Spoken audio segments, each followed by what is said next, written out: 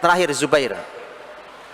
Zubair bin Awam radhiyallahu anhu, saya tidak sampaikan konsep panjang beliau, tapi saya sampaikan satu hal yang di situ ada konsepnya. Zubair bin Awam radhiyallahu anhu, tahun ini ada dalam Sahih Bukhari. Antum cek di Sahih Bukhari tentang kisah panjang pembahasan tentang bagaimana Abdullah, anaknya Zubair, Abdullah bin Zubair, diamanahi sang bapak yaitu Zubair untuk membayari utang bapaknya. Jadi ternyata Zubair bin Awam itu meninggal, utangnya banyak banget, Pak.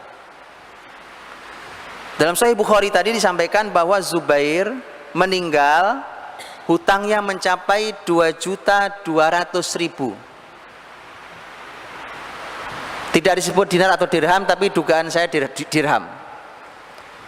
Jadi utangnya Zubair punya hutang waktu meninggal itu 2.200.000. Kalau dia dinar, oh besar itu, wallahu alam, tapi artinya tidak disebutkan dinar atau dirham. Nah teman-teman dirahmati Allah, hutang yang besar itu kemudian bukankah menjadi pertanyaan, lah itu sahabat utang besar banget, Pak, utang besar dia, utang. Kenapa Zubair, ahli ilmu, ahli Quran, ahli surga, utangnya banyak waktu mati, waktu meninggal beliau utang banyak sekali. Buat apa? Tadi katanya tidak boleh utang. Ya, ini justru sistemnya, Pak, yang akan saya sampaikan di belakang.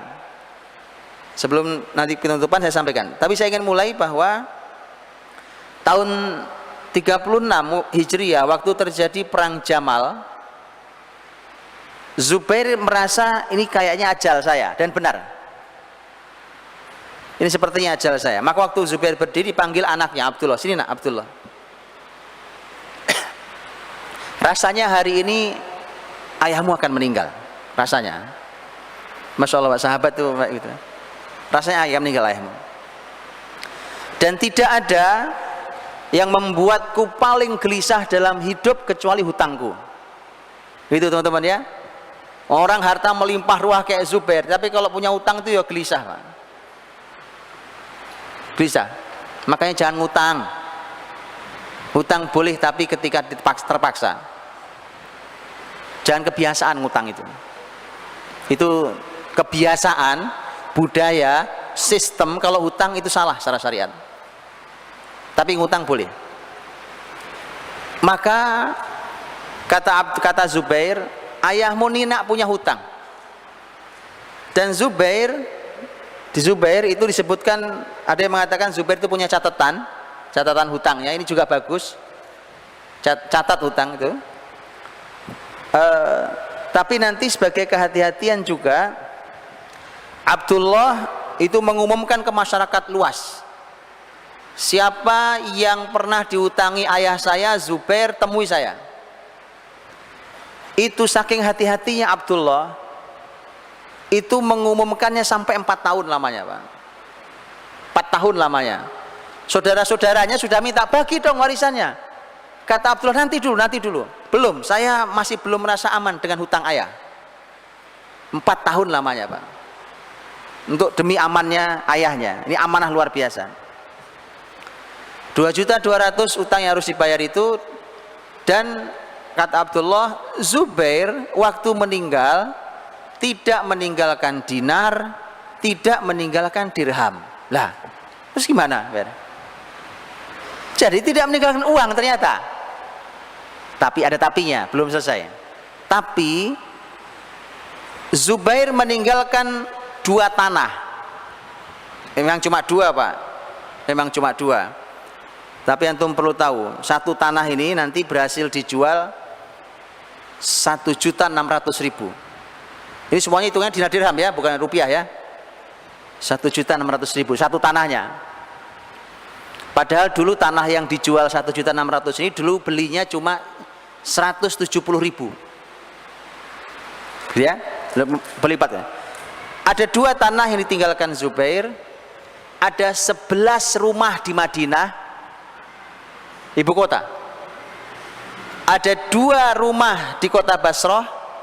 ada satu rumah di kota Kufah dan ada satu rumah di Mesir. Gitu ya. Tapi hati-hati teman-teman berpikir investasi, karena hari ini nanti jangan sampai antum salah dalil. Dengar kalimat itu salah dalil. Jangan sampai. Hati-hati dengan investasi yang kemudian dianggurkan, menganggur. Tidak boleh bumi Allah dibikin nganggur, rumah dibeli kosong rusak atas nama investasi. Tanah dibeli nganggur kosong, bumi Allah sampai gersang. Dosa besar. Dosa, Pak. Bumi Allah tidak boleh dibikin seperti itu. Boleh antum investasi tapi garap, atau garapkan ke orang lain. Rumah dimanfaatkan atau disewakan dan seterusnya. Pokoknya harus menghasilkan bumi Allah ini.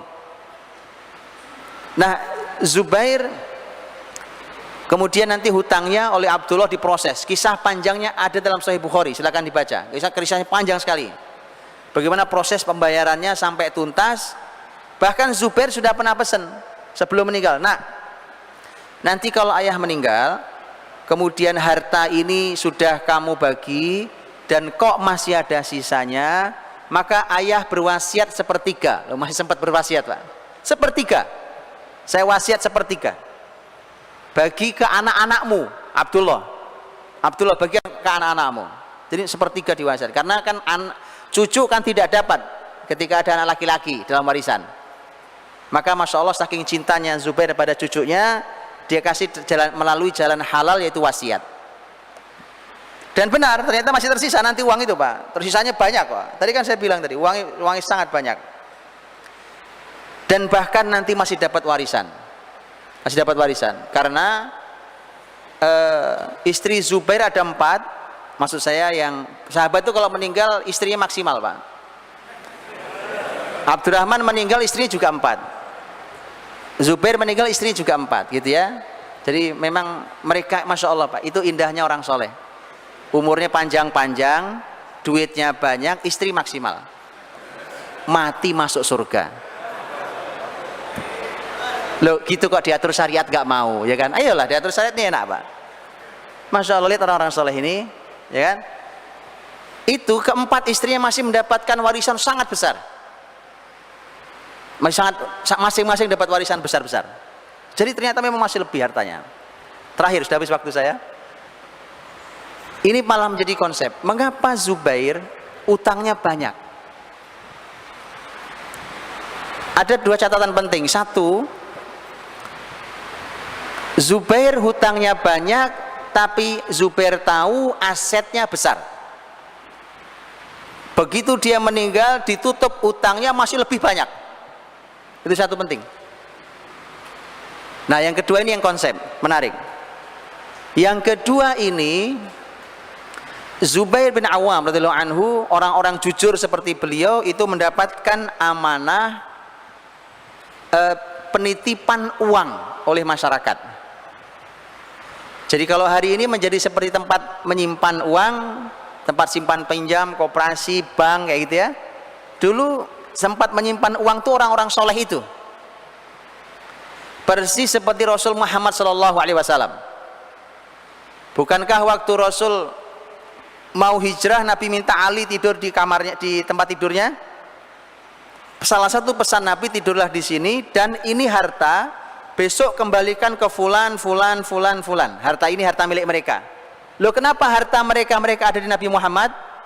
Karena mereka walaupun menolak dakwah Nabi, tapi mereka tahu Nabi Al-Amin, orang yang amanah. Uang titip ke beliau nggak akan hilang, nggak akan dipakai, nggak akan nipu. Sistem itu masih terus berjalan, dan itu nanti menjadi sistem besar, namanya sistem sorf atau sorrof pelakunya, atau soyarifah jamaknya. Itu sistem dalam Islam besar sendiri. Bahwa satu orang berfungsi seperti tadi, salah satu fungsinya adalah untuk masyarakat mempercayakan uangnya. Jadi orang datang berombongan rame-rame gitu kan, datang sendiri-sendiri, datang ke Zubair. Zubair, saya punya uang, nitip uang ke kamu ya. Nanti uangnya saya ambil kira-kira umpamanya bulan Ramadan tahun depan umpamanya, atau saya ambil nanti pas begini. Zubair, setiap orang datang mau menitipkan uang, Zubair bilang saya tidak mau. Kecuali uang ini saya statuskan hutang saya kepadamu. Apa bedanya? Kalau titipan, saya dapat titipan uang ini tidak boleh saya apa-apakan, Pak. Namanya titipan itu tidak boleh diapa-apakan. Tugas saya adalah mencari pahala dengan menjaga harta saudara saya. Saya jaga baik-baik supaya tidak hilang. Saya dapat keutamaan berupa pahala dari Allah SWT. Kemuliaan. Tapi kalau utang, duitmu saya utang ya, maka statusnya utang. Kalau utang sudah punya saya, cuma nanti saya bayar waktunya. Itulah mengapa Zubair hutangnya banyak. Jadi sebenarnya itu harta nasabahnya, statusnya hutang. Ini sebenarnya inspirasi besar teman-teman. Kenapa tidak ada bank syariah yang berani melakukan ini? Mengapa tidak ada BMT yang berani melakukan ini? Ini salah satu, ini belum sistem yang lain. Ini salah satu sistemnya. Orang datang cuma mau nitip, nah, saya utang ya. Karena nitip, Anda kan harus bayar safety box, ya kan? Untuk pengamanan segala macam harus bayar. Bagaimana kalau saya utang? Ini menjadi modal tambahan buat Zubair. Itu mengapa bisnis Zubair jadi besar sekali. Karena Zubair punya dana, yang itu dana bisa dipakai halal, dan itu adalah modal.